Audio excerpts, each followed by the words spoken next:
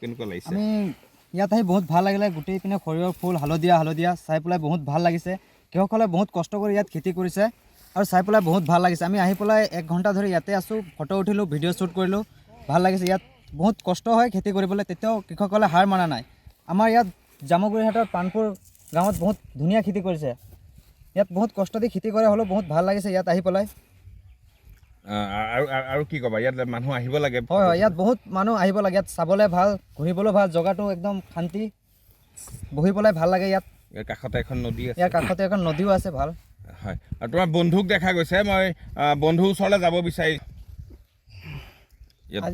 আজি এই পানপুৰ অঞ্চলৰ গিলাধাৰী নদীৰ কাষত যি সৰিয়হ খেতি চাই মোকো বহুত ভাল লাগিছে।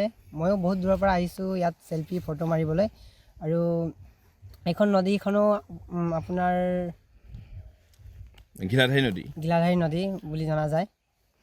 এইখিনিতে আপোনাৰ কৃষকসকলে বহুত কষ্ট কৰি বহুত খেতি কৰিছে, সিহঁতৰো বহুত কষ্ট হৈছে সেই খেতি কৰোঁতে। ফটো উঠিলা? ফটো উঠিলোঁ। কিমান ফটো উঠিলা? উঠিছোঁ 50-60। চেলফি উঠা দেখা গৈছে? চেলফি উঠা দেখা গৈছে। ছ'চিয়েল মিডিয়াত দিবা?